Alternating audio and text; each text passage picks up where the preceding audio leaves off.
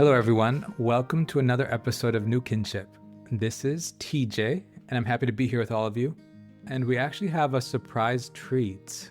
Today, we are joined by our podcast manager, Elena. Welcome, Elena. Thank you. Glad to be here. Elena has been on, I think, one or two other episodes. Maybe she's made an appearance, but she mostly is making her podcast function and flow behind the scenes. Today, our focus is on actually something that's been a work in progress for maybe 2 years or 3 years. Yeah. Is that true? Yeah. Yeah. We've been working on this project, Elena and I, of collecting a wide range of ideas or perspectives on different metaphors, especially, that are used to talk about queer sexuality or homosexuality. Elena, could you provide us a bit of kind of what have you been thinking about this topic, or what brought you into this topic? Yeah, I mean, this was something we talked about together, and you guys have talked about with different people who have come on the show in the past. In general, I think the metaphors are really important. The words we use are important. I was an English major in college, and, we spent a lot of time thinking about why we're using certain ideas or certain pictures. We use these mental images, we use different experiences or models to understand how the world works around us. And we often don't even think about them as we're doing them. So if we say you're on the cutting edge, we're saying that the entire industry is like a knife and you are the front and you're sharp and breaking new ground. If we say you're breaking new ground, that is itself a metaphor for being a plow that is literally breaking up sod that's never been broken before so that you can plant there. We could just sort of keep going on and finding so many metaphors in our language all the time. That's part of what makes human communication great. It makes our creativity, it's wonderful. And the metaphors that we choose are important. So if we have a certain kind of problem and we say, oh, it's like this other problem, now I have a metaphor or an analogy where I say, how do I solve that other problem? Mm-hmm. Does it apply to the problem that I am working on now? And we find this in different spheres. You find scientists who are more versatile and more well-rounded in a whole range of areas can solve problems differently than scientists who are just really deep in their one field. There's strengths to both, but I think there's a lot of value in just evaluating and examining what kind of models, metaphors, analogies we use in all of life, and specifically in the area of queer sexuality, which of course is a thing that we talk a lot about on New Kinship. Mm-hmm. Yeah, I'd love to hear why this is important to you, TJ. Yeah, thank you. Appreciate everything you just said. It's important to me because I think human communication is dependent on metaphor. If we didn't have metaphors, we couldn't say very much. We could say just very basic things. But metaphor is kind of part of this human cognition, how we can expand and stretch our thought processes to wider realms or wider areas. I also think tropes and metaphors are important because they really shape the sort of socio-political projects that we work on. They're metaphors, for example, if people can use dehumanizing language against other human beings, for example, saying they are like cockroaches or they are like trash or refuse, it's more easy for them to produce sort of ideas of how to harm these other human beings versus if they say these people, for example, are like, they're very excellent or they're like the crown jewel of something. These are cream of the crop. Cream of the crop. Yeah. All of these different things. And these metaphors these metaphors, tropes would be an umbrella term. These tropes or these metaphors would be something that shapes how people talk about themselves and what sort of actions they do in the world. And you'll especially see this, I think, with queer sexuality, these metaphors that we're going to be talking about now. And I assume that you are regularly hearing people use like some common specific metaphors, specific analogies for queer sexuality. Definitely. That caused you to want to talk about this. Definitely. Yeah. Actually, it was from a mutual friend named Andrew, who a long time ago, several years back, when he was getting into these conversations around sexuality, he was talking with David Frank and I more. And then I saw him trying to think about same-sex sexuality or queer sexuality in terms he could understand. And the quickest metaphor he was able to come up with was addiction models related to alcoholism. Mm-hmm. And that seemed to be in his cognitive universe or this cognitive realm of what he could draw upon, that seemed to be the quickest one that he could drop, jump to. And then I was thinking, I wonder why Andrew, who's well educated, I wonder why Andrew thought that this was the easiest analogy or easiest metaphor he could jump to, because at that point side B had already been critiquing that metaphor for some years, and we typically don't use that metaphor, but it is a common one. And so I started to think about, how do these metaphors that he finds easy to use, why does he find that metaphor easy to use, and how does that shape how he thinks about the topic or shape how he engages with LGBT plus SSA people? Because it definitely is, these metaphors have different weights. They kind of are weighting towards different angles, weighting toward different understandings. Sometimes the weights, they seem weighted towards ways that could help queer people. Sometimes they don't. Sometimes they seem kind of unusual or surprising. So that was actually that was kind of the impulse, the impetus, the spark to say, we need to do this episode, because this is an important way for how people are constructing and thinking about what queer experience is like, what to do with it, or how to engage it, or what sort of projects we have for queer people in the world, projects or vocations. So that was actually basically what motivated me to think we should work on this. Yeah. And then so subsequently, a lot of the work was done, a couple years ago, but subsequently I started talking with Elena about this most, and I said, Elena, we need to start interviewing our guests. Yeah, so we have a few different clips of people who are sometimes consciously and sometimes unconsciously engaging these different metaphors. Can I list the metaphors we're going to talk about today? We will talk about queer sexuality or being gay as a disease, as alcohol or addiction, as a curse or demonic, as abomination. Finally, we have one that I would call more appetite or food-related metaphor. And then the metaphor of heterosexuality. Meaning that the best metaphor for homosexuality is heterosexuality. Yes. Yes. So we have a bunch of different perspectives, and we are just going to go through them. Yeah. One thing I want to say before we continue, even on our list, there are other metaphors that we're not engaging quite yet in this episode, perhaps in a future episode. But these are some common ones that we wanted to talk about in this episode, in hopes that the conversation will continue either with you and possibly in future episodes as well. All right, let's get started. Our first topic is disease. We talked to Tate in episode 21 about his story of coming out to himself and others in rural Texas. When we asked him about it, he resonated a lot with the metaphor of disease. Let's play that clip.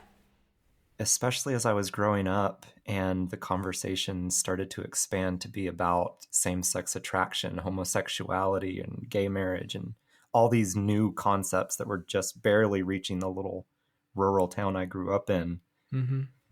There was almost an idea of being gay was like a disease that you could catch. It was spreading across the nation like a pandemic. And you'd hear things like, oh, no, they're trying to turn us gay, or I don't want my children exposed to that, as if it was something that you were going to catch and then, I guess, I don't know, be doomed to live with.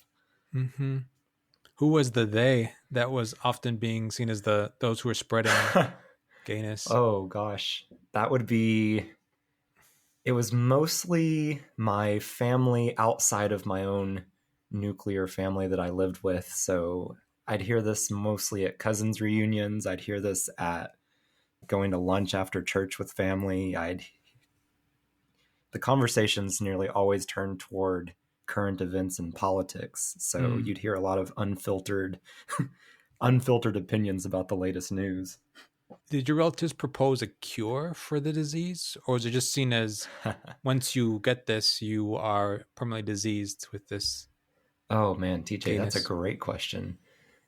Depending on the person, I'd say cures range from everything from conversion therapy, some kind of hospitalization, through just isolating us, I guess.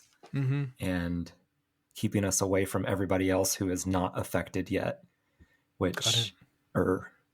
and that kind of led to, let's not talk about this. Let's not expose anyone to these ideas, which really limited like my ability to understand what I was experiencing growing up and forming. But then, like you said, there were others who saw this as like a terminal disease. Like once you get it, you can't get rid of it. I see. It's something you're stuck with, and there's nothing we can do. You're a lost cause, and we just need to move to something else or someone else. Did they also talk about, I think sometimes the idea is like HIV/AIDS is connected to queerness as part of that. Was that part of their disease metaphor to incorporate other diseses? Yeah, as a much more literal side of the metaphor. And it didn't help that some of the deacons at my church they had an older son that had actually died of HIV and AIDS. And that kind of shut down the conversation at any point. So that was brought up as an exemplification really of this, I guess, the effects of being gay, as if it were an inevitability. I can't say there was a lot of specifically talking about HIV and AIDS by itself, simply because there wasn't, that kind of discourse wasn't going on. And I'm not sure what the knowledge level was for most people that I would have been around and talking to. So people knew it as terminal disease and not something that you want. Yeah. Instead of, as the last question, how did you, I assume that's not the metaphor you would use for same-sex sexuality as of now, disease metaphors. So No. How did you, is there anything, just a very brief way that you can see how you transitioned out of that metaphor to something else? I'm not sure I was ever quite buying into that particular metaphor. I tried. So as I started to come out to more people, something that was really common was, oh, who touched you when you were young or something like that. And so that made me think that it was like, okay, where did I catch this from? Or where did who gave this to me? Who made me like this?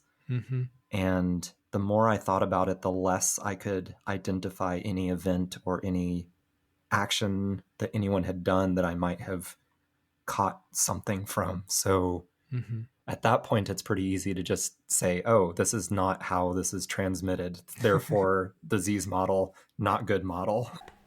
So that's Tate. Like he doesn't see that as a very good model, which I think is true. He also is, so he's trying to say it's not contagious, basically. It doesn't have a contagious element. And that's a prominent part of disease metaphors. It's contagious. That's where we have a concept of disease in part. It somehow like harms the person, and it's contagious usually. And he also, I think, wants to talk about it's not a good model because the causality that they are proposing is wrong too. So it's not contagious, and the causality that they're proposing, which is kind of in disease. The story he told, it seemed like their causality was disease ideas kind of.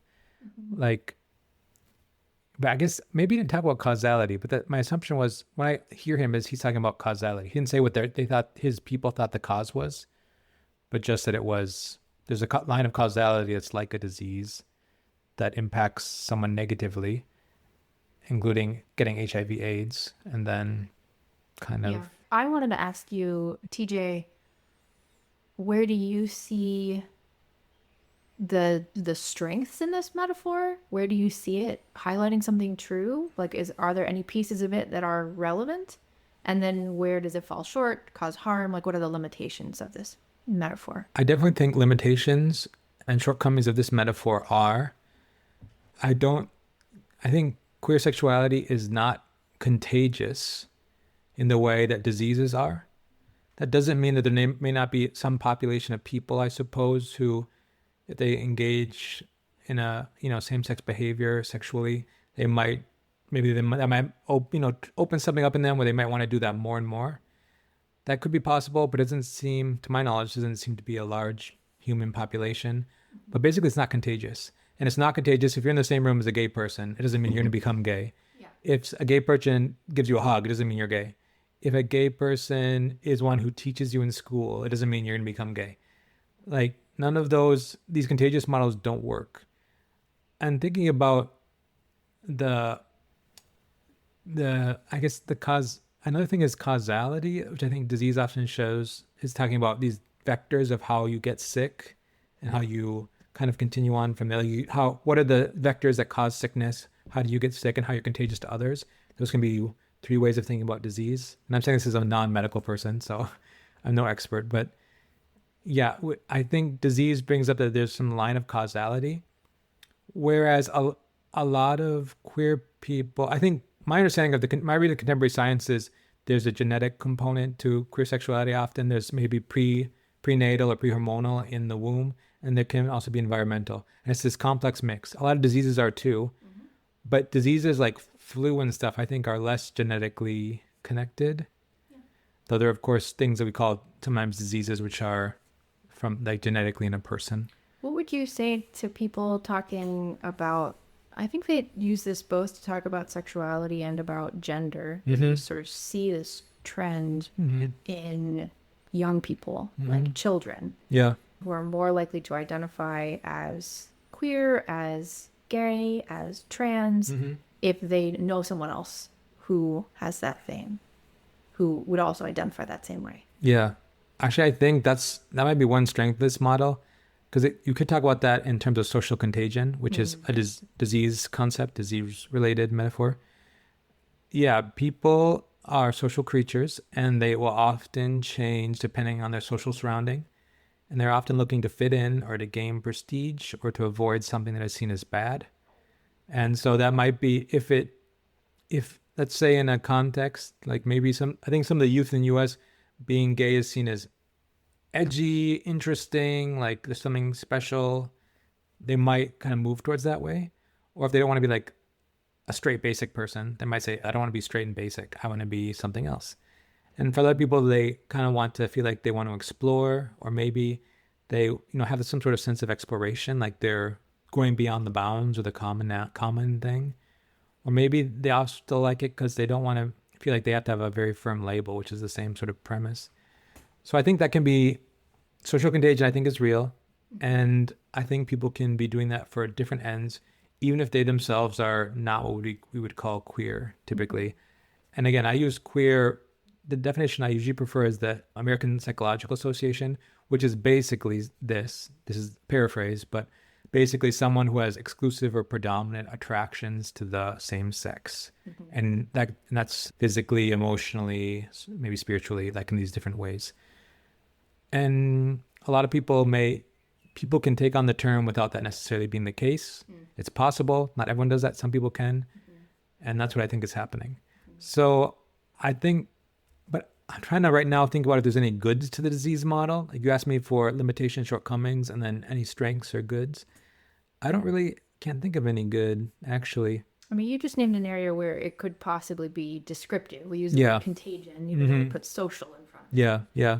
There's some ways where that description is useful. I think my question is, how is describing, someone's experience of same-sex attraction as a disease or a contagion helpful to them, helpful to their family, to their society? Like, in what ways could it be useful? I don't think we can answer that now. No. But I think it's worth questioning. In general, I think, I'm just backing up to the abstract, speaking as a straight, basic person. Are you basic? I don't know if you're basic. Thanks. But I think, using a chronic disease model where we say, I have this, I've been diagnosed, nothing I can do about it, can imply that there's nothing you can do about it except to manage symptoms. Yeah. That's why people are cautious about using a chronic disease description unless it truly is that. Because people assume, therefore, the action I do is, nothing. Or therefore, the action I do is take treatments to manage my symptoms. And that's true whether we're talking about sexuality or diabetes or anything else. And sometimes a disease model, if you say, I have a disease, then people say, and therefore the action I should take is I go out and find the cure. Once we find the cure, then it will be magically erased and we can go back to whatever quote unquote normal was before that. And so I think it's useful to think, okay, if I am seeing this, if using the word contagion or disease or implying it can be caught, what do I think normal or healthy is? And am I actually putting my hope in finding some kind of cure? And I think that's where you would see a lot of the limitations of. Definitely. I think that's a great analysis. I definitely see the limitations there because disease obviously implies some sort of like deviance from the norm. Like disease is this something that's shifting you from the norm. Like I have this disease. So it does make you think about when you engage in metaphor, what is the norm? What is the healthy state that disease is moving me away from? And I mean, I mentioned a lot of these metaphors move us to certain socio-political projects in the world. I think the disease metaphor is more likely to move towards like side X, ex-gay sort of understandings. For people who don't know what that is, ex-gay meaning people think if you... Side X or ex-gay is this idea that the goal of especially the Christian life, sometimes the human life, is to make sure you have straight sexuality, you're attracted to the opposite sex. And side X has historically used different techniques, sometimes spiritual techniques, sometimes more physical techniques to try to help people who are not straight become straight over time.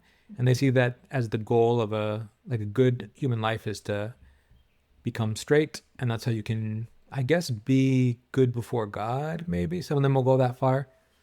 So that's basically what side X is in a nutshell. Okay.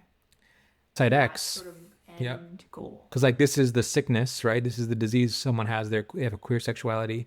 The norm is to have a straight sexuality. This is the assumption. And then how do we get rid of that sickness of a queer sexuality to get them straight again? The only, I think for me, the only strength I can have is maybe disease metaphor might help elicit sympathy for someone because many people, I'm not saying that's not like a human universal, but many people have sympathy towards sick people. So maybe that could, having using a disease metaphor for queer sexuality could make someone be more sympathetic for people who have that. More like this is just their thing and they have to struggle with this and they're just doing the best they can. However, we're not engaging this analogy of a metaphor, but I think disability is a much more interesting metaphor in this area around sympathy. And that needs like a whole episode because that's like often seen as a more viable analogy. But I think disease maybe could do that sometimes. So that's what I see as a strength. Yeah. Otherwise, I don't see much strength in the metaphor overall, but that could be one potential one, I suppose. Yeah. Great. Okay, so let's move on to our next analogy / metaphor, which I'm calling a curse or demonic influence. We could say exorcism fits in there as well. We see people seeing the definition or experience of homosexuality as a curse, as a demon, presence of a demon, and responding to it as you would, at least in a Christian culture. So Mwendia talked to us in episode 24 about how he experiences cultural pressures against same-sex attraction in Kenya. Specifically, he experienced people saying that homosexuality is a curse or is caused by demonic influence, or people trying to treat it that way. Let's listen to that one. So we have talked in the past a little bit that sometimes on the African continent, same-sex sexuality, homosexuality is seen as a curse. Like somehow in this person, they developed this desire, this way of having a life, whatever, and it's a curse. Have you heard that in Kenya as well? Yes, and that has been followed up by, someone being taken to church and either being discussed, someone being delivered from this curse. And maybe to add on to that, then some may even think it's demonic possession. Yes. Have you ever seen someone where they try to exorcise them because of they have homosexuality or they are gay or whatever? I don't have like a story, but I have I've had people speak about it. But then I remember when I was in my undergraduate and I was talking to my Christian Union leader about this guy I knew who was gay, and she told me, you need to be so careful about such people. Some people have been cast, and you just don't go and engage with them like that. You just need maybe a more spiritual cover, something like that. Yes. Also, in Christian crusades, crusades, like, okay, open air. I think crusades are the best word. Yeah. But open air meetings, we have, I have had testimonies of people who said, I came to be prayed for because I had these homosexual feelings, and the demon and the curse has been taken away, and now I'm free. Or a minister says, in that conference, the demons of homosexuality were defeated, and people are freed from such curses. So, yeah, I think the whole vibe is there, and that being linked to that. So that's Wendia. Similarly, Pastor Shalom in episode 52 had a similar experience of suddenly bringing an exorcism down on herself while growing up in Africa. I remember I was maybe 16, and I had told my parents, I think I'm going to marry Shanalia and Jesse, right? They're two of my best friends. One's a male, the other is a female. I wasn't thinking about anything. I just said it. And next minute, I know, a few hours later, there were elders around me and they were praying over me, casting out demons and all these things, right? It was like an exorcism. And I had no clue prior to that point that I had demons, right? It was such a huge thing. I was just devastated. I was like, what is going on, right? After that, the way my life looked like just sort of shifted. I didn't think about my friendships with them in sexual terms or in anything. It was just, I really love these people. I like hanging out with them. And I think I'm going to marry them so that we can keep hanging out. Yeah, so Pastor Shalom's experience, probably depending on the context you're in and where you grew up, either sounds uncomfortably familiar or very foreign. I'm curious if you have any experiences or people that you know of, TJ, in your own time in Africa with that same context. I mean, that's very foreign to my experience in the US. Yeah. I definitely have been on the African continent, been to church gatherings or events where someone, like, usually they say, I've overcome the spirit of homosexuality through prayer or things like that. And there has been times where I've been to around pastors or priests who talk about the need to basically exorcise the spirit of homosexuality in the space. I've never seen an exorcism experience around this topic like Pastor Shalom is describing, but definitely is a thing. And I have also heard people in the US do the same things. Really? Yeah, talking about we need to remove the spirit of homosexuality in this space, and then going through, I hear stories of them going through these similar processes of, I guess, exorcism, but they don't talk about it using that term often.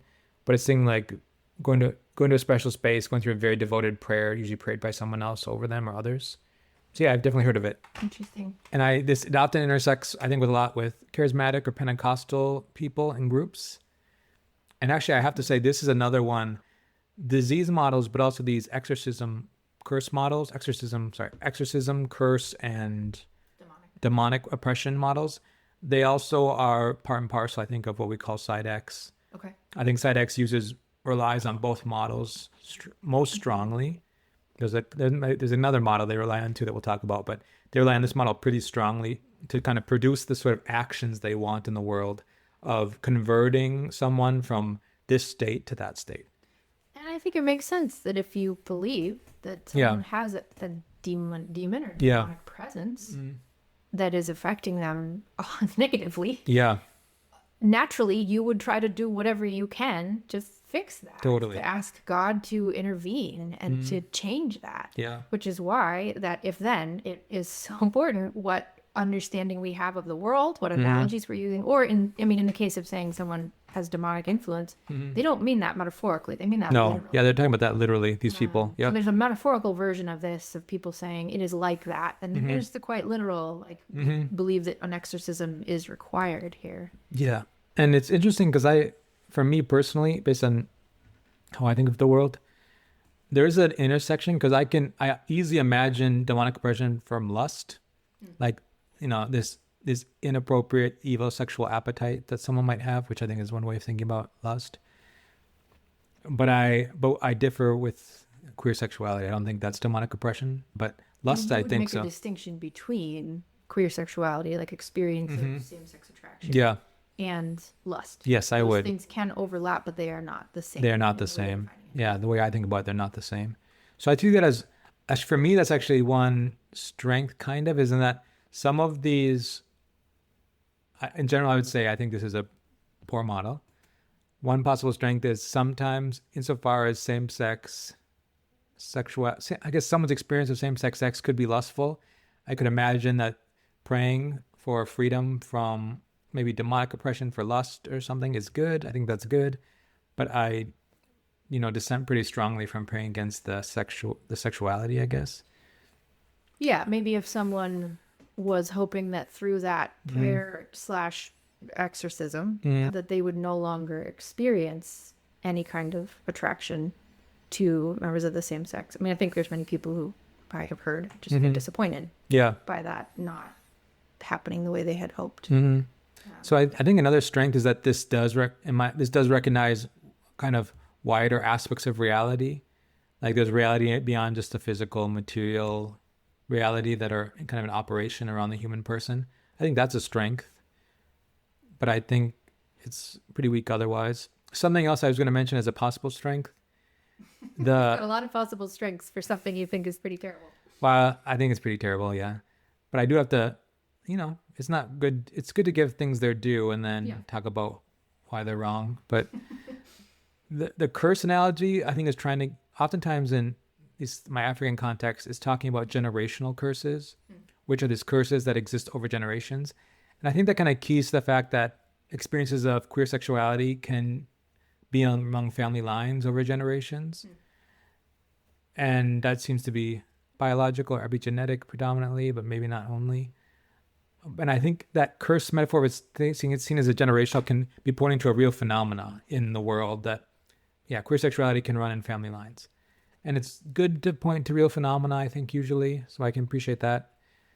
The ways that this is wrong, in my opinion, is I dissent from the idea that queer sexuality is demonic oppression or that it is a curse.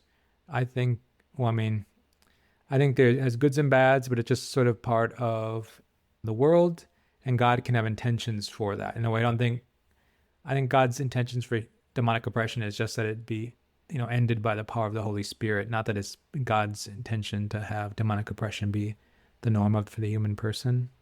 Yeah. So, that's how I think about it. So I think it's a pretty major error to try to exercise for having queer sexuality. And it actually doesn't work. I think the evidence is basically lacking that it really impacts. It really is it's really like the causal chain is influenced by exorcism around queer sexuality. Yeah. Though it's at the same time, I think the causal chain can be influenced around for exorcism around things like lust or other sort of sin areas. But because I dissent of how it thought about it seems like an inappropriate response to what's happening. Dissent to how queer sexuality is being evaluated. I see it as an inappropriate response. Yeah. Okay. Yeah. Well, let's move on to our next analogy. This is probably the most common analogy that people reach for when they're trying to neutrally or positively understand sexuality, whether they're talking about gay sexuality, straight sexuality, and that is the metaphor of being an alcoholic or being addicted in some way. Yeah, people reach for this a lot. Here is just one clip from episode 54 with Jason Thompson, who made this connection for us pretty directly. Briefly with that, we tend to not have an issue or a disagreement when it comes to most other issues that aren't so politically heightened. And stuff like an alcoholic, a God-fearing man in a church who loves Jesus, but secretly is an alcoholic. Now we can say, okay, well, let's just behave right and be biblical in our don't be drunkenness, as scripture says. But most of us would probably pause and say, there's probably something underneath that's causing you to escape to alcohol, to numb something that is bothering you or that you want out of your thinking in your heart. And so we go through a process of what is that? Let's look at that, resolve it, work through it. A girl who is promiscuous in the church, but we find out she has a very unloving, abusive, angry, bitter, diminishing of the femininity father in her life. Okay, well, it's not just a sin issue. It's not a sin nature issue only.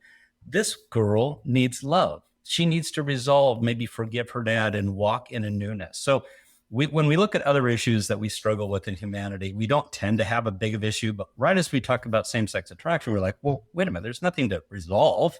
It's just how I was made. And so we just have to contend with that until we die. So that's where I make some parallels and go, let's go down that route of recognizing the deeper issues that contribute to the struggle.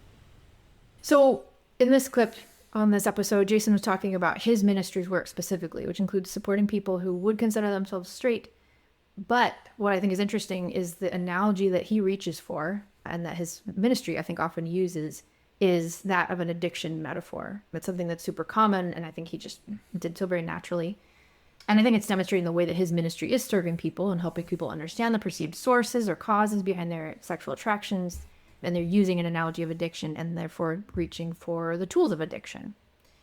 Another example, which there's a lot of examples of this, is actually from the website Catholic Answers at www.catholic.com.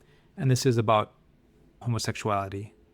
They say some desires are acquired or strengthened by habituation and conditioning instead of by conscious choice. For example, no one chooses to be an alcoholic, but one can become habituated to alcohol. Just as one can acquire alcoholic desires by repeatedly becoming intoxicated without consciously choosing them, so one may acquire a homosexual desire by engaging in homosexual fantasies or behaviors without consciously choosing them. So that's another pretty direct linking of the experience of queer sexuality towards alcoholism as just the most easy analogy that people seem to think should be used for this.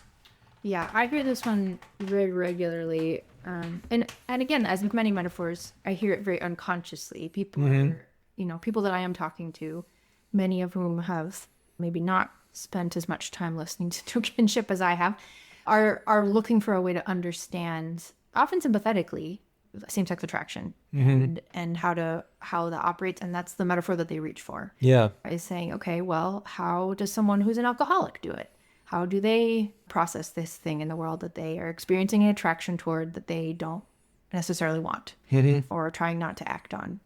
And yeah, so TJ, how would you name the strengths of this or the sort of trueness of this model? And how would you critique some of the limitations? I think one of the strengths in this model, because of the emergence of like what is called AA, Alcoholics Anonymous, and these sort of organizations attempting to help alcoholics getting out of addiction, I think there's a strength there because of the proliferation of these types of organizations, people often have sympathy towards alcoholics. And by using this model, I think people are trying to have more sympathy towards queer people or SSA people. I think there's a parallel there, right? Because they're saying, oh, this runs into the disease metaphor, but they might say, oh, alcoholism is a disease. We should be sympathetic to those who have diseases.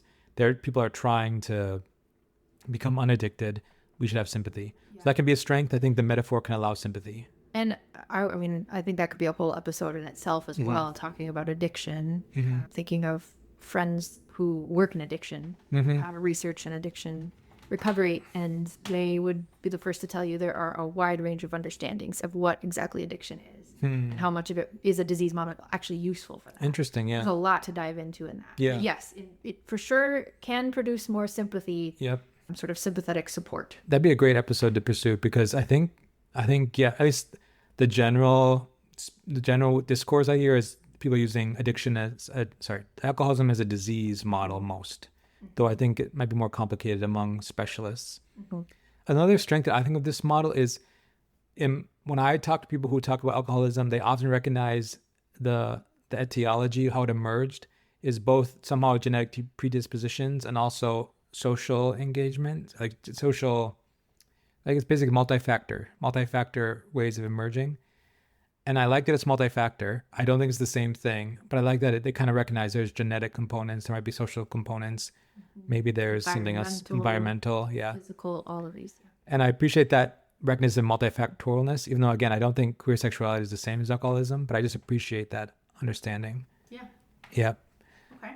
Some major negatives. I don't think queer sexuality is an addiction. No more than I think heterosexuality is an addiction. People can become addicted through lust if you're queer or SSA, but heterosexual people can also become addicted to lust. Do you think that someone can have an addictive relationship with their own understanding of their sexual orientation? Yeah, I think that Queer or I think straight? that is possible. Yep. Yeah, I think it's possible. Someone can you can orient your whole person or identity or actions too much around a particular aspect of yourself. And that could be around sexuality. I think that's possible. But I don't think that because alcoholism is trying to focus on this addiction thing, which really makes someone's life worse. I don't think my sexual desire, my sexual attractions are addiction in and of themselves. They could be addictive, depending on how I take them, but not addiction in and of themselves. And maybe they might say, similar to how just drinking alcohol is not an addiction. Maybe. But I think people can integrate their sexuality in a way that allows them to have a flourishing life if they have a queer sexuality or heterosexual sexuality, in a way that overuse of alcohol I don't think can be part of a flourishing life. So yeah, I think that's the key reason why I think it's inappropriate is I don't think the addiction model works that well. I would say the addiction model can work more for lust. If we're talking about lust, like I'd be more on board. But just for queer sexuality in and of itself, I would be skeptical of that idea. Yeah. One more.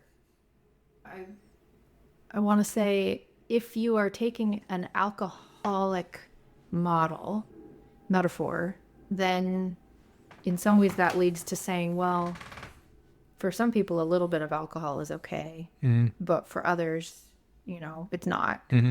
And I'm uncomfortable with applying that sort of theologically and morally to saying, similarly, same-sex attraction is this kind of substance of which a little bit is okay, but for some people, Your same-sex sexual behavior? Yeah. I mean, both behavior and attraction. Like same-sex sexual attraction breaks down in being able to say sort of what relationship do people have with this substance or this experience? It feels a little bit, not sufficient to how I understand both attraction and sexual behavior. Yeah, I mean, side B, the dominant strand of side B says they don't really allow any same-sex sexual behavior as a good, and they think that all same-sex sexual desire is somehow missing the mark. In a way that not alcoholism, not to be acted on, in a way that alcoholism doesn't. Alcoholism says alcohol can be seen as a good, which you should have. Some people can partake some in. Yeah, alcohol can be seen as a good. Yeah, which some people can partake some in, even though other people should not partake at all. Yes. And that's different than how we think of sexuality. There is a parallel would be side B usually thinks that same-sex attraction in the general way is not bad. There's goods in it. But as soon as you hit same-sex sexual attraction, that's where the kind of chastity, the abstaining from that becomes part of how side B thinks chastity should be done. So yeah, I get that. Interesting. Okay. For the sake of time, let's move on to, it's short, but perhaps one of our hardest metaphors, and that is abomination. In some ways, I think abomination, I mean, this is a metaphorical thing, but people also do use this word as literally as they can intend it.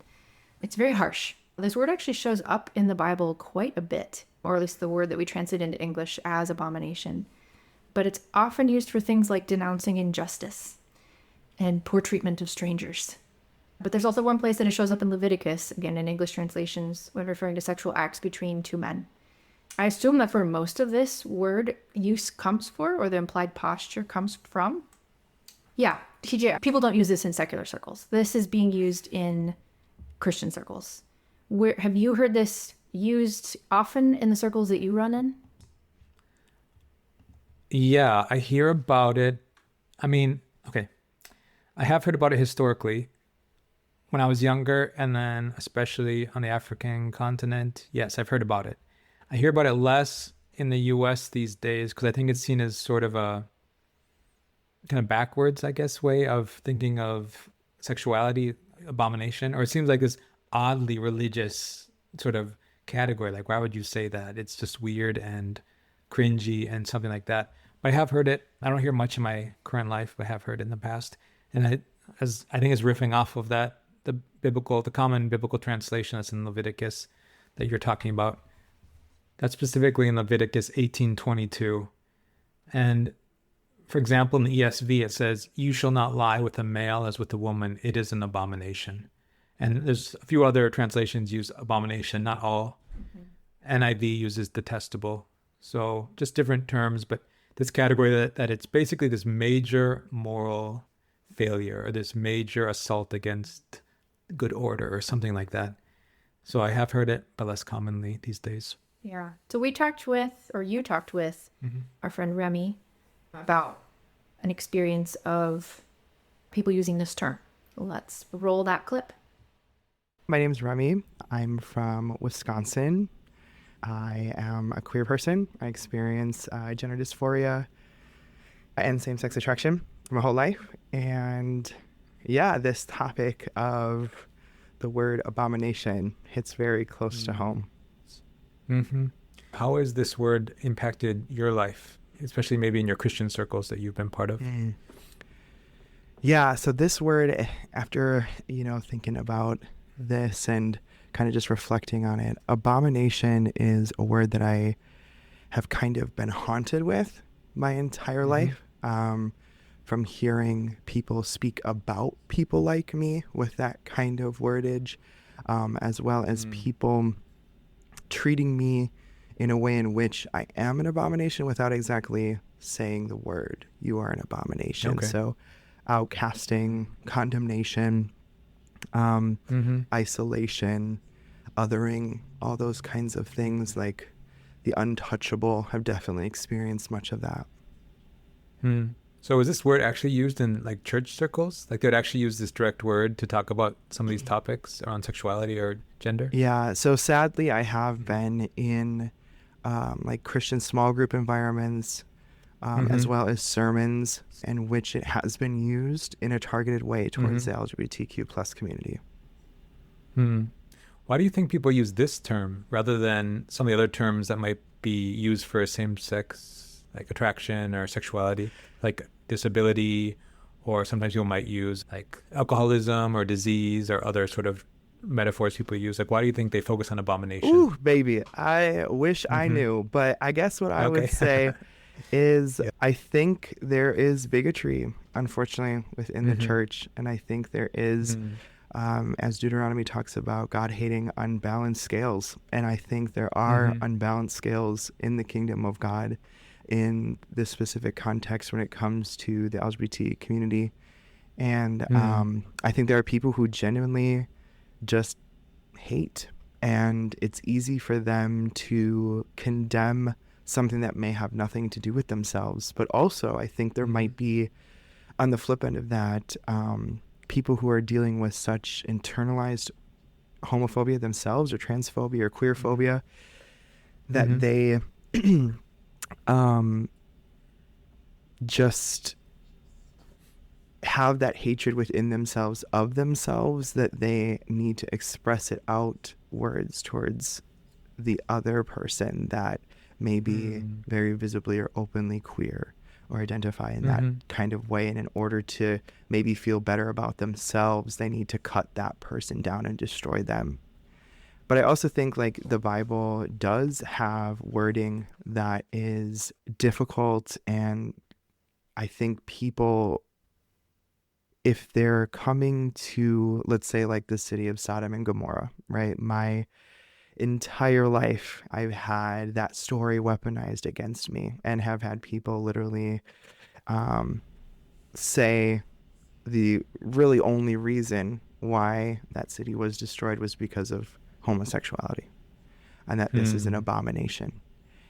And I think for me, in my experiences, abomination has almost become a title that has been given to me by people within the church and pastors that I think has been their bigotry and their hatred, but it's almost been this like superseding like trump card of identity that like, you are this abomination. This is truly who you are. And in my experience, I had a pastor tell me to my face that he's not sure if there's hope for me and there is no place for me within the church that I attended to for 9.5 years. So I believe that he was calling me an abomination without explicitly using that word. Obviously, this is a hard metaphor, TJ. Like, yeah, if you're using it as a metaphor, it's a metaphor for something sort of truly grotesque and distorted and horrific. And yeah, it's a hard word. It's a hard word to use. People are also tapping into it because it appears in the Bible. Yeah. Thoughts on this? Are there any strengths to this metaphor? I mean, I tend to think that, based on how I understand the scriptures, I tend to think that the author of Leviticus was using that word intentionally for this action that he's describing. That somehow men having sex with men in the same way as with a woman is out of bounds in a notable way, like somehow very deviant. So I just appreciate, I mean, that seems like a point of moral clarity. And again, if I'm side B, I interpret that and other scriptures as pointing towards that Christians should say no to same-sex sex and say yes towards other ways of living as sexual creatures. So, I mean, I think that one strong thing is, I guess the term, they're trying to riff off a biblical term based on a biblical evaluation of a certain sexual action. I think that is a strength to say there does seem to be this moral evaluation in the scriptures of this action, which we think is this, that we interpret as this. That's strong. I think the problem is, though, I think it starts, like Remy, our friend, is being called, just because Remy is experiencing same-sex attraction, not about what Remy's doing. Remy is not being sexually involved with another member of the same sex. Remy is just experiencing this and experiencing gender dysphoria. So to call that an abomination seems to be not what the scripture is engaging in the particular thing that we're talking about. It is in fact this kind of enlarging the term just to add evaluative weight to other things that are related, but not that thing that's being evaluated. I don't quite understand that. Meaning it's attempting to, it's kind of expanding the term from this prohibition in that text on men having sex with men in the same way as with a woman towards someone who's experiencing a desire or attraction towards people of the same sex, or maybe gender dysphoria for Remy's case. So it's expanding the behavior to the experience of the attraction, which they're analytically different things. God in that verse does not say having same-sex attraction is abominable. In that verse, he does not even say that having gender dysphoria is abominable. The only thing that verse is talking about, at least I think in the traditional interpretation, is that a man having sex with a man is somehow in error, like something bad is going on, somehow an assault against some notion of a good way to be. So where do you see, if someone says, being gay equals, in their little metaphor formula, equals an abomination. Where do you see that causing harm or being a less good model? Like, yes, it is drawing a clear line. So that may be a positive. Where do you see it causing problems in sort of people's implications for the actions that they should do? It really is a way to make people who have queer sexuality be a very deviant minority group. Like saying these deviant minority groups, if having queer sexuality equals abomination, this group is just an abomination. Like they're very negative from the get-go. And usually that means, the way humans usually use such terms, we can do whatever we want to harm them because they're so deviant or so out of this norm of the common human life, the common way of being good as a human. So that is what I would say. if you can name a human being, a group of humans so negatively, it allows you to be violent against them. So I think that's the negative. And that violence could be actual physical violence, or it could be oppression. Like, you don't have access to jobs. We're not going to allow you to live near us. We're not going to treat you well on the streets. Sort of cold, hostile policies. Yeah. Can Yep. also make life very unlivable. Totally. So I think that's the greatest weakness of this model. And the only strength I see is it's somehow trying to riff off a biblical evaluation, but doing it in a poor way. And by doing it in a poor way, it makes everything worse. And it allows one small group of people to be treated very poorly because they're, again, this very deviant subgroup that can be oppressed if they're just abominations. Enough so that Remy was kicked out of his church, even though he was not having same-sex sexual behavior in his life or anything, just experiencing same-sex attraction and then gender dysphoria, and probably looking different than others, but not doing anything against the Holy Spirit or the way of God or something in this area. So yeah. Okay. Well, there's many other metaphors or analogies for queerness, homosexuality, same-sex attraction, etc. that we could cover. And we haven't yet because there's a lot of them. So if you notice one or two analogies you really like, please reach out. Let us know. We'd love to continue this conversation. But there's one or two more. There's two more that we wanted to cover in this episode that are hopefully less negative on the whole. Every metaphor has its limitations. One of them is a metaphor that you and I have talked about a couple times, TJ, and that I use when trying to understand attraction, including sexual attraction. That is the metaphor of our relationship with food. So let's chat a little bit about that now. Okay. So this particular analogy first came about for me when I was actually in a human sexuality class, college, in a Christian college. It was a really interesting class. But it started for me when we were talking about the conservative Christian teaching that children are a gift from God. And thus, some people in conservative Christian circles, some married couples shall seek to have all the children they possibly can have because they see that as a good. And I remember thinking at that time, well, food is a gift from God. And that doesn't necessarily mean that I should go around eating all of it all the time. Like, what is it? If something is a gift, what do we do with it? That doesn't necessarily mean that we do that constantly. And then another connecting point for this for me was a comment actually in the book Celebration of Discipline on the spiritual disciplines by Richard Foster, which I love. And specifically when he's talking about fasting, which is intentionally abstaining from food for a while, he says, fasting helps us keep our balance in life, how easily we begin to allow non-essentials to take precedence, how quickly we crave things we don't need until we're enslaved by them. Paul wrote, all things are lawful for me, but I will not be enslaved by anything in 1 Corinthians. And then he says, our human cravings and desires are like a river that tends to overflow its banks. Fasting helps keep them in their proper channel. So here, Richard Foster is using a different metaphor, that of a river that should stay within its banks to be good and healthy and harmful, and not harmful. But he's also saying that we can crave or have appetites for food or anything else that you could fast from, really. But we can have those appetites and they can be good or healthy, or they cannot be. And that even the things that are good for us, that we need to survive, like food, should be put in its proper place. And that fasting is a way to see that place and to listen to God differently while abstaining from that thing. So part of this is also my journey of understanding fasting, which until recently is not a common experience for at least Western Christianity. I think it's coming back. But also, yeah. Maybe Western Protestantism. Yes, sorry. Western.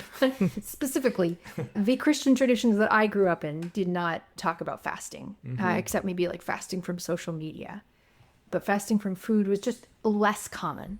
Yeah. So the model or the metaphor of an appetite being applied to sexuality or sexual attraction, I think has been very powerful for me in thinking about, how does a food appetite work? Does that or does that not translate to sexual attraction?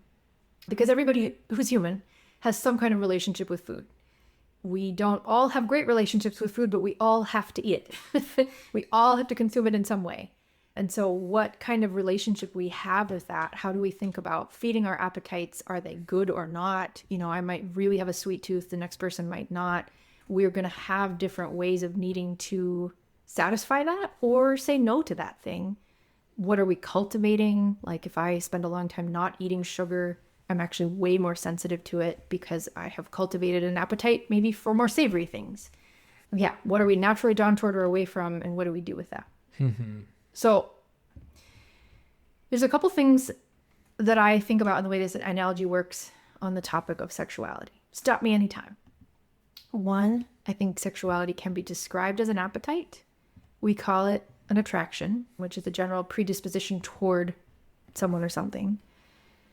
In the same way that some of the foods that we most crave are things that will be unhealthy for us or others, whether immediately, something could be poisonous, or over time.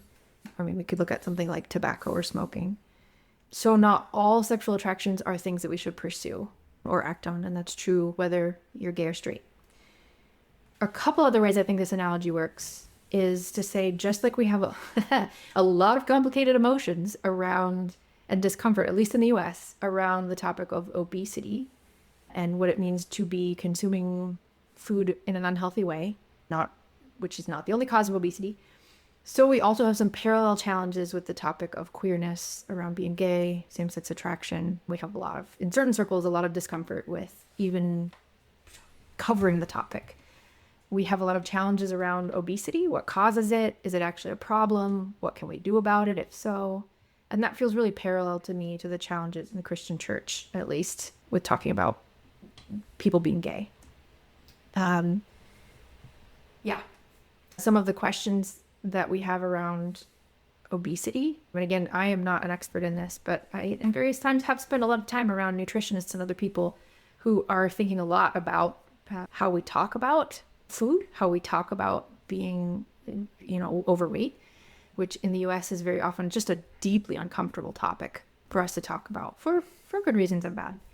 But we say things like, should being overweight or obese be an identity?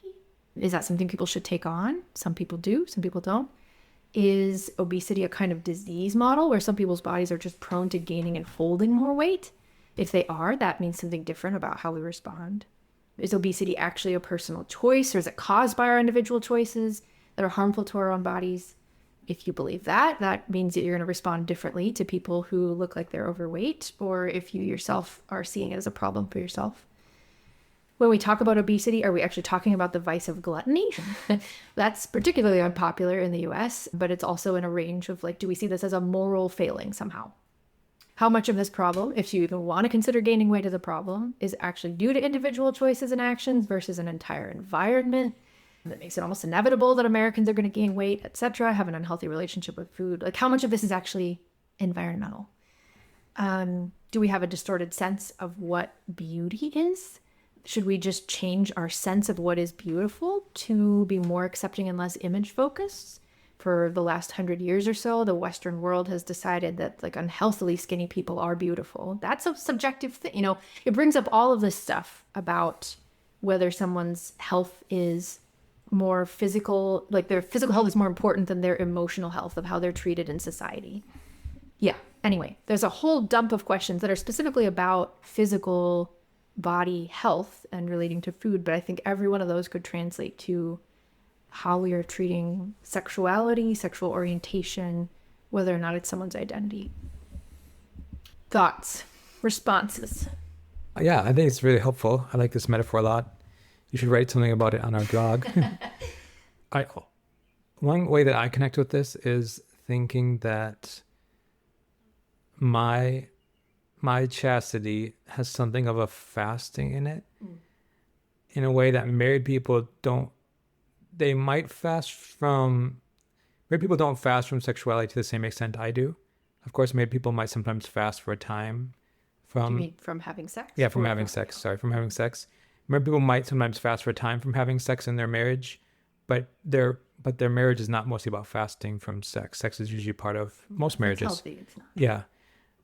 But I see my fasting from sex, I tend to think I'm fasting now for this era, but then somehow there'll be aspects of my sexuality which will be transfigured and somehow satisfied in a way I don't understand in the new creation.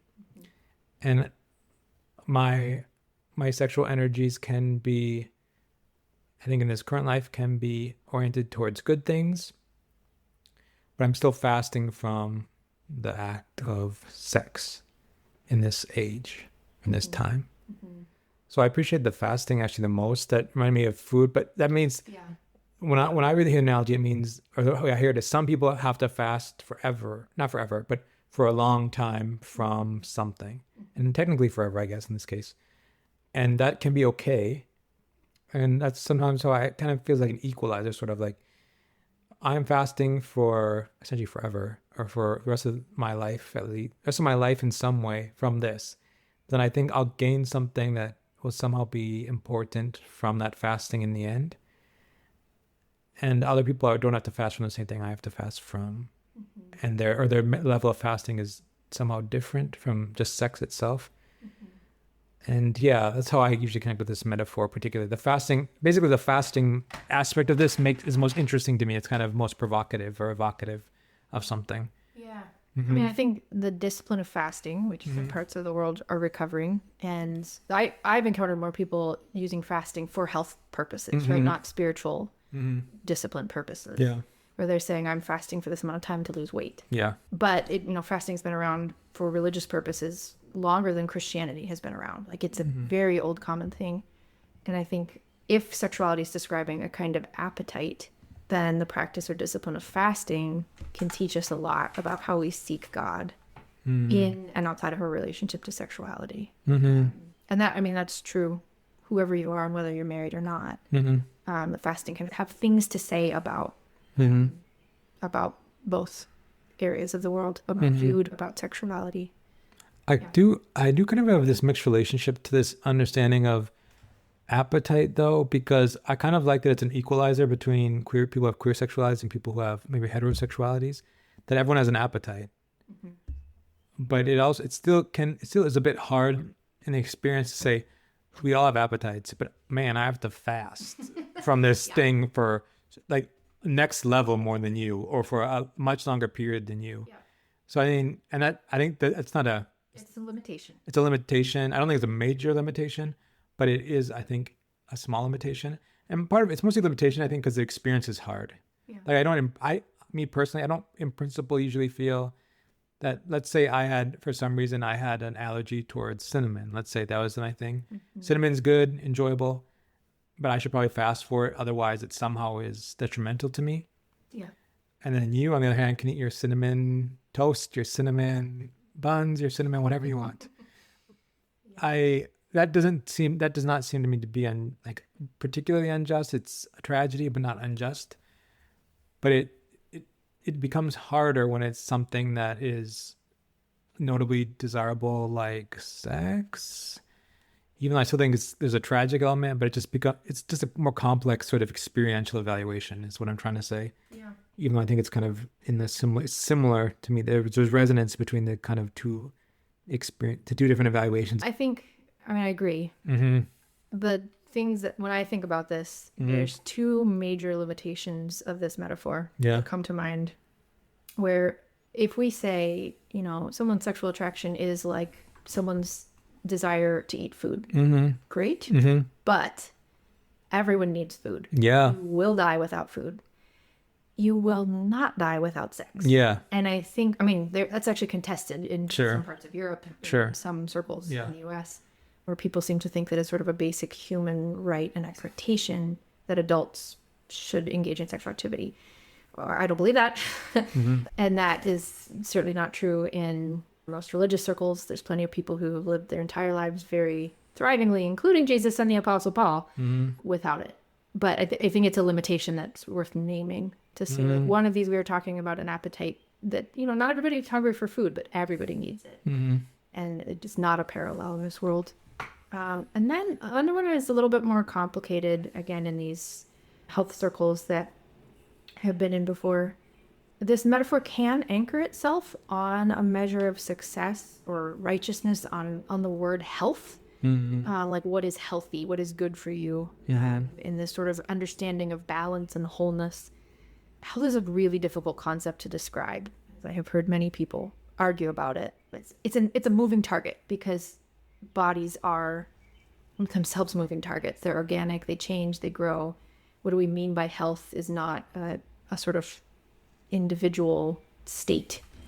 So this is a good metaphor and analogy for some things. There's a really interesting set of analogies around like health being a moving target, but also if you're looking to answer questions like, is same-sex marriage okay for Christians, by using an analogy of healthy appetites, what health is, I think it's a really insufficient analogy to answer that kind of moral question. In part because I think there can be a distinction between what can feel like health sometimes in this kind of our current age, like what does it mean to be health? But then also what does it mean to partake in God's kingdom? Yes. Like they're related in my opinion, but they're not the same thing. They're different. So that there's a complexity there, which is how I think about it, because I've talked about this in the past. I sometimes think like side A would feel more flourishing for me if I had a side A belief. Like some of the experiences might feel more flourishing. Side A meaning people who are saying Christians can be married to someone of the same sex. Yep, married and then have sexually engaged together, and inside in monogamous relationships. But at the same time, because I have this understanding the whole human life cycle is from God to God in God's kingdom if you obtain to the resurrection, I think that actually even if it felt more flourishing now, it actually makes it harder for me to achieve God's kingdom. And so somehow even this thing I feel is healthy, maybe if I felt like that, it feels good sometimes, doesn't actually allow me to access kind of the ways of God or the kingdom of God as I should. So the partial kingdom of God that we have now is full of people who are objectively not healthy. And there's not a magic wand that's saying once you've joined the kingdom of God, everything's better. Yeah, not at all. Like you're 23, but yeah. What is the overlap between seeking the flourishing of people now and recognizing that's not the same as the flourishing of the kingdom of God, or even the type of health we have, or the type of health that's kind of constructed by like the U.S. society or other societies may not actually be the true health that gets you towards the way God's kingdom or something like that. But there seems to be it's not continuous. There be overlap sometimes. There can be relationship, but it's not the same thing. Yeah. Cool. Well, we dove pretty deep into that one. We should move on to our last one before this episode is 5 hours long. Our last topic is one you had a conversation with Misty Irons, who was in a previous episode with us. And her main idea was that heterosexuality is perhaps the best analogy for homosexuality. Episode number, please. Episode 34. So in episode 34, we had Misty Irons on, and afterward, you, TJ, talked to her about her analogy. Let's listen to that. Now, when I say that heterosexuality is the best trope or metaphor for homosexuality, I'm not saying that there's nothing fallen about homosexuality in my view. But what I am saying is that it's a very difficult thing to find an analogy for my understanding of homosexuality from talking to people and being friends with people and having these conversations with people, because quite often the metaphors of sexual sin would be used, such as adultery or fornication or something like that. And while, yes, homosexual sexual activity is sexual sin, it really doesn't cut it to compare it to something like adultery, which is sort of like unfaithfulness to a covenant, a marriage covenant. And even fornication, because fornication is necessarily an act, and you can be homosexual or gay and be celibate. So that analogy doesn't really connect with somebody who is, say, side B or taking a celibacy position as a gay Christian. So I find those analogies just weak and not really satisfying, and also miscommunicating sort of what somebody who is gay is going through. And I also find, analogies such as alcoholism, which is to me a better analogy, because, somebody can say, I'm an alcoholic and I haven't taken a drink in 20 years. I think that's a great analogy on that point, where somebody can call themselves a label like alcoholic, but say that you haven't quote unquote acted on it. But the problem with that analogy is the aspect of addiction, because what people do is they tend to think, well, homosexuality must be a sexual addiction. And that's just not what I see in people. So to me, the best way to understand someone who is gay or same-sex attracted or homosexual, however you want to say, is to look at your heterosexuality if you are a straight person.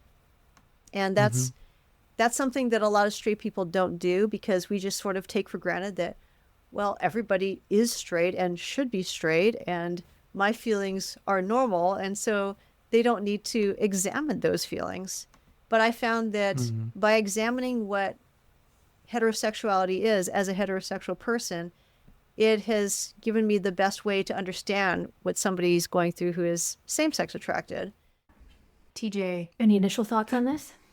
I mean, I appreciated the understanding that she made an analogy during the discussion that heterosexuality or homosexuality is to heterosexuality as left-handedness is to right-handedness. And I like that analogy, showing that it's kind of the flip side is what she's alluding to.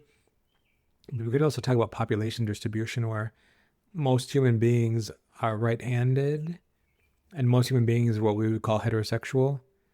And there's a minority population that is predominantly left-handed and a minority population that's predominantly what we might call homosexual.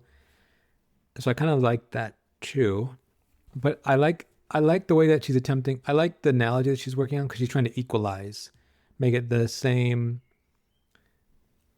She's trying to equalize it between heterosexuals and homosexual people, and say, actually, it's a similar experience. It's just kind of the flipped one, and that can help.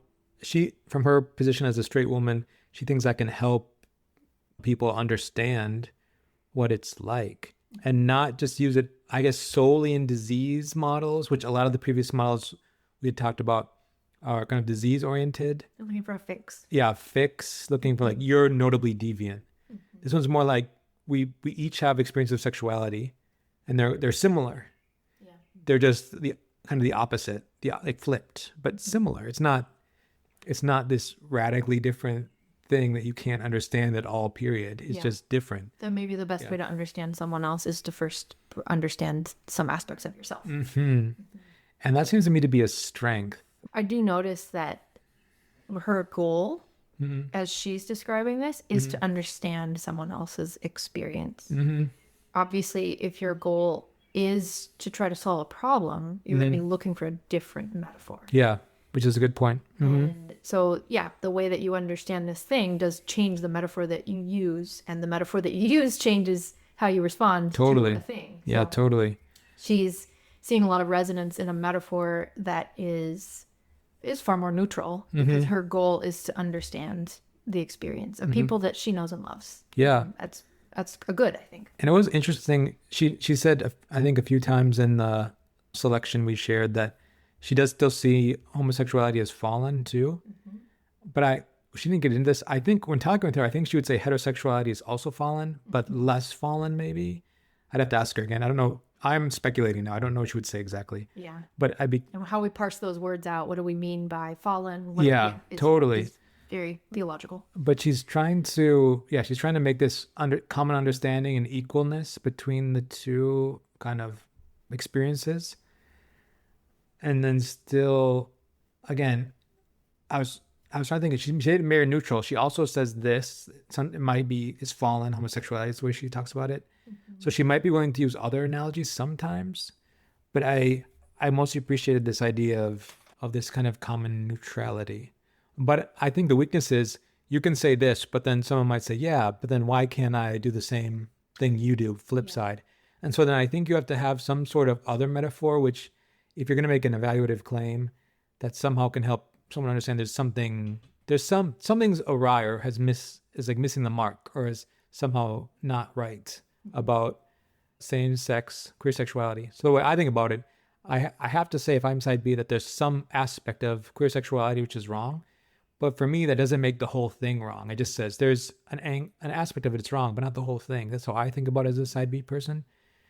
And I think her analogy makes that harder, but not impossible, but just harder. I think she has to have this primary analogy she's using of heterosexuality equals homosexuality, an analogy to like left-handedness, right-handedness. But I have another like a secondary analogy that she needs to mobilize in a discourse in order to say why homosexuality leads to a bad end, or somehow has a bad end in mind, in a way heterosexuality has less of. So yeah, I think that's the weakness. She has, it's not complete, which she acknowledges is not complete. But I think the more evaluation becomes harder somehow if you're not using these other disease metaphors and things. Yeah. But again, in Christian circles, I hear people use like disordered. Yeah. Which, could itself be a type of yeah, metaphor, totally. Right? Mm-hmm. I always picture like a file cabinet, Mm-hmm. which I am still old enough to have used a physical file cabinet. Mm-hmm. Just barely, like maybe we could say like how out of order are all these things. Yeah. But everyone's is somewhat out of order. Yeah. And yeah, what does that particular metaphor imply? Yeah, we should maybe talk about that one more sometime in part 2. But yeah, I think it's the only weakness of the metaphor. Maybe it makes the case for the moral evaluation more complicated that's being made. And again, in my opinion, as a side B person, I think the moral evaluation is of same-sex sex or same-sex sexual attraction, which as queer sexuality produces, but it's more than that. And that's not the only thing it is. So yeah. Otherwise, I thought it was interesting when she said this. So I appreciated it. Powerful. Yeah. Mm-hmm. You and Misty, in a part we're not including, went on to say that no metaphor is really useful. The sort of I felt like it was a throw up, hands up, like, oh, well, never mind. Yeah. In the end, there are limitations to every one of the metaphors that we're using here. Yeah. So my question for you is, where do we go from here? Because the more we keep trying to find a metaphor, I feel like the more we keep developing things out, like there's limitations for everyone. Is language sufficient for any of this? Should we, is there any metaphor that's going to work? What do we do? Thanks for asking. This is what I think. I'd love to hear your thoughts if this seems reasonable. I think that it is a truism that no metaphor is perfect. I think it's just a truism of human language in general and human cognitive ability. Nothing is perfect. The only thing is itself, and then by analogy or by metaphor, it can be similar to others or different, but it's not the same. But I definitely think you can have better or worse analogies. And my goal right now, even in producing this episode, is to be working towards a better analogy for what it's like. And I think to me, all these were incomplete that we mentioned. I think there's good things to a couple of them. A lot of them are more negative, like not that helpful. But I'm hoping to find a better analogy that can be more useful for more people. And I think we need to expand kind of our metaphoric universe in this area. So I'm hoping that through having this conversation, initiating this conversation from this episode, engaging more people, we can find a more reasonable analogy to try to describe how, like, for example, we side B people are talking about it. Obviously, side X, they're mostly served for their endeavors by disease and curses and spiritual disease or need for exorcism models, which is fine. Actually, it's not fine, but it works for them, for their desires in the world, but that's not side B's desires in the world. So we're trying to figure out what could be a better analogy, which has all these aspects of complexity, kind of just part of the human person's experience, but there's also something that's somehow awry or, missing the mark, but that doesn't mean it's all of it. But I mean, I could just talk about the kind of principles of side B. We're still looking for that analogy. So basically, I haven't given up hope that we'll eventually find the metaphor of the analogy. It might just be a more complex one, but I think we can find one that's better. Yeah. So that's what I'm looking for. I don't disagree. I think I think I do agree. And I think metaphors work for humans for a reason. We live in a physical world, and we use the physical things we see to describe non-physical things. And those are awesome and beneficial. And also, in some ways, everything is unique. Nothing is completely like anything else. So if it was a one-to-one, then we wouldn't need the metaphor. So I think we benefit from having a wider range of metaphors and being able to talk about them. So on that note, if you are listening to this podcast and you think there's a metaphor that they have not used, that they really should consider, whether you think it is an effective one or a harmful one or some of both or neither, we'd love to hear from you.